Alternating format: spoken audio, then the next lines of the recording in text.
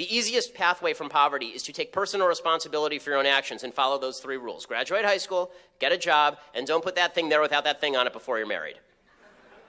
And as far as the idea that poverty is racially based, it's just not true. It's decision based in the main and almost wholly. Okay, 71% of poor families with children are unmarried. That's the single greatest predictor of intergenerational poverty is single motherhood. The poverty rate among non-married white families was 22% in 2008. The poverty rate among black married couples that same year was 7%. So what happened to the white privilege? I thought that the country inherently is biased in favor of white people. Wouldn't the white single mother be better off than the black married couple? Answer, of course not. That's ridiculous. And the other one that people talk about is, of course, crime. They say that crime is obviously, the criminal justice system is biased. That's why there are so many people of minority ethnicity and minority race in prison.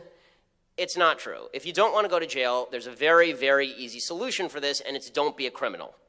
Okay, the police are not going. I understand that people have a stake in feeling like the police are out to get them. The police are not out to get them. In fact, when your house is on fire, when somebody's breaking into it, you're going to be calling the firemen and the police. And you're not doing that because you think they're going to come there and arrest you. Felonies are under-prosecuted in the black community. There aren't enough witnesses. Murder is wildly under-prosecuted in the black community. Police are less likely to kill black people than white people in shooting scenarios. In 2015, cops shot 987 people. A huge majority of those were armed or threatening deadly force. Blacks represented 26% of those shot, which sounds high until you realize that nearly 50% of all murders in the United States are committed by black people. Police officers are 19 times more likely to be shot by a black male than an unarmed black male is to be shot and killed by the police. And as far as the stuff that they tell you in all your classes about the implicit bias test, right, you're in your diversity class, and they tell you can go online and see what a racist you are, right? We'll do this stupid little online test where they show a black face, and you're more likely to identify a bad word as being identified with a black face. Those tests are a load of crap. The people who actually designed them say they're non-statistically significant. There is no identifiable evidence that demonstrates that racism on an implicit bias test supposedly translates to racism in real life. In fact, the results aren't even duplicative. They're not even duplicable. Okay, if you take the test twice, you're going to get 2 different results, which demonstrates the test is stupid. It's a bad test.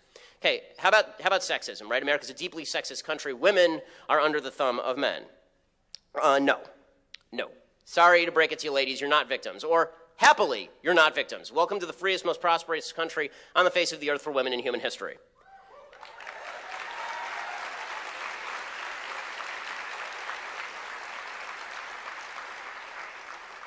Now, before you start shouting about abortion and how we want to control your bodies and how I'm interested in your... believe me, ladies, I am not interested in your body. My wife's super hot. Okay. It turns out the only body part of yours that I'm interested in is the part that contains a baby. That's the part I'm interested in. I'm not interested in your esophagus. Right? I don't care about your kidneys. They're all yours. Enjoy. Okay, the part that I care about is the part that contains the baby, because that is not you, that is a baby. That is a different human. You don't get to kill different humans just because they are inside your body.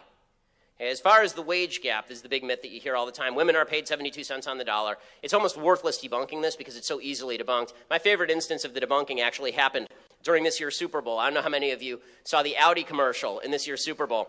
So Audi ran this idiotic commercial. And the commercial was this little girl driving around